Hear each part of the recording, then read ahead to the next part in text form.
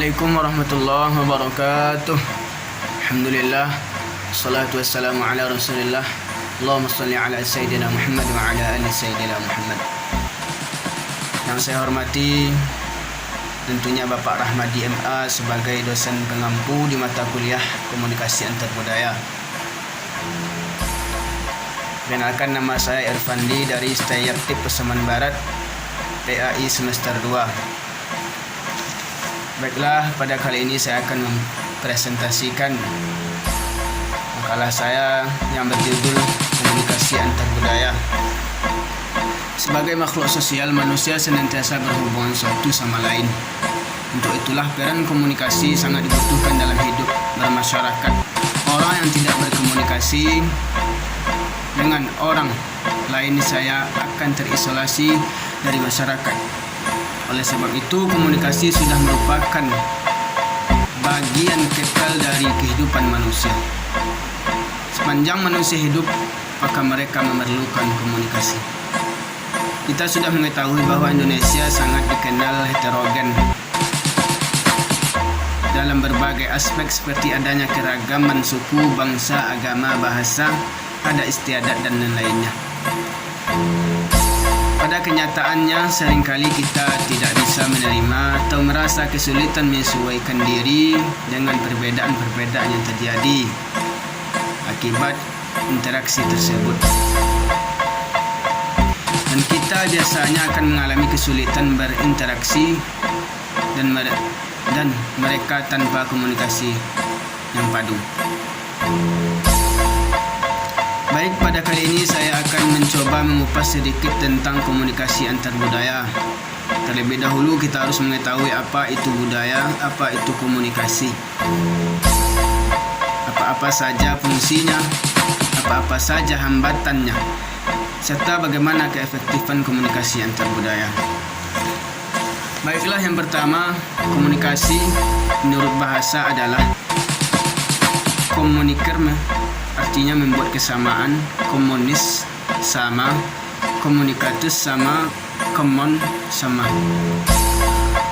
Komunikasi dapat dilakukan person-person, seperti berbincang di suatu tempat, dan juga bisa person yang kelompok seperti guru kepada murid, ceramah atau tausiah di tempat ibadah. Orang yang menyampaikan disebut komunikator, dan orang yang menerima disebut komunikan.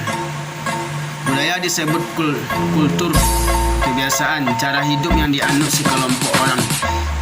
Jadi komunikasi antarbudaya itu adalah komunikasi terjadi antara orang-orang memiliki kebudayaan yang berbeda.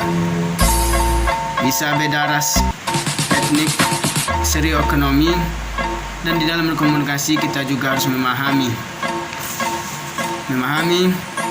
prinsip, karakteristik, dan komponennya supaya tidak terjadi konflik problem dalam berinteraksi. Mungkin masalah prinsip, karakteristik, dan komponen-komponennya sudah dibahas oleh teman-teman sebelumnya pada kali ini. Dan yang kedua, fungsi dari komunikasi antarbudaya.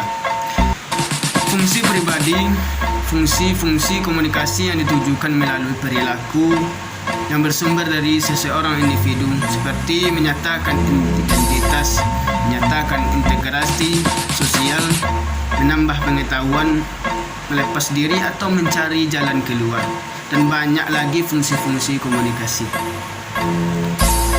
Yang ketiga, hambatan dalam berkomunikasi antarbudaya atau yang menjadi penghalang saat berkomunikasi sehingga menciptakan suasana tidak efektif.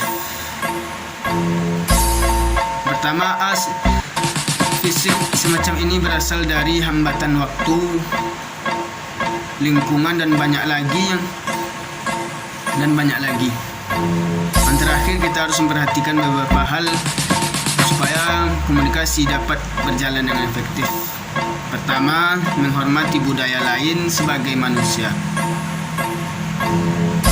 Menghormati budaya lain apa adanya. Keterbukaan, empati, merasa positif, merasa seimbang. Jadi kesimpulannya, Komunikasi merupakan suatu proses budaya. Ada dua konsep utama yang mewarnai komunikasi antar budaya. Intercultural communication, yaitu konsep kebudayaan, konsep komunikasi. Komunikasi merupakan kunci utama dan keberhasilan hidup bermasyarakat. Baiklah, mungkin itu saja yang dapat saya sampaikan. Lebih dan kurang, assalamualaikum warahmatullahi wabarakatuh. Dengan kelompok seperti guru pada murid selama tausiah di tempat ibadah. Orang yang menyampaikan disebut komunikator, dan orang yang menerima disebut komunikan. Budaya disebut kultur, kebiasaan, cara hidup yang dianut sekelompok orang. Jadi komunikasi antar budaya itu adalah komunikasi terjadi antara orang-orang memiliki kebudayaan yang berbeda. Bisa beda ras, etnik, sosioekonomi, dan di dalam berkomunikasi kita juga harus memahami prinsip, karakteristik, dan komponennya supaya tidak terjadi konflik problem dalam berinteraksi. Mungkin masalah prinsip, karakteristik, dan komponen-komponennya sudah dibahas oleh teman-teman sebelumnya pada kali ini. Dan yang kedua, fungsi dari komunikasi antar budaya.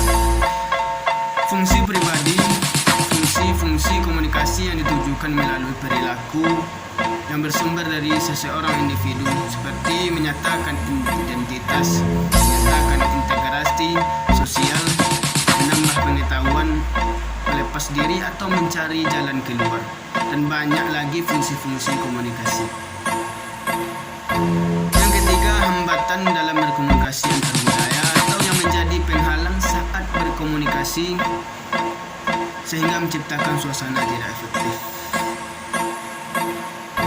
Pertama, fisik semacam ini berasal dari hambatan waktu, lingkungan, dan banyak lagi. Yang terakhir, kita harus memperhatikan beberapa hal supaya komunikasi dapat berjalan dengan efektif. Pertama, menghormati budaya lain sebagai manusia. Menghormati budaya lain apa adanya. Keterbukaan, empati, merasa positif, merasa seimbang. Jadi kesimpulannya, komunikasi merupakan suatu proses budaya. Ada dua konsep utama yang mewarnai komunikasi antar budaya. Intercultural communication, yaitu konsep kebudayaan, konsep komunikasi. Komunikasi merupakan kunci utama dan keberhasilan hidup bermasyarakat.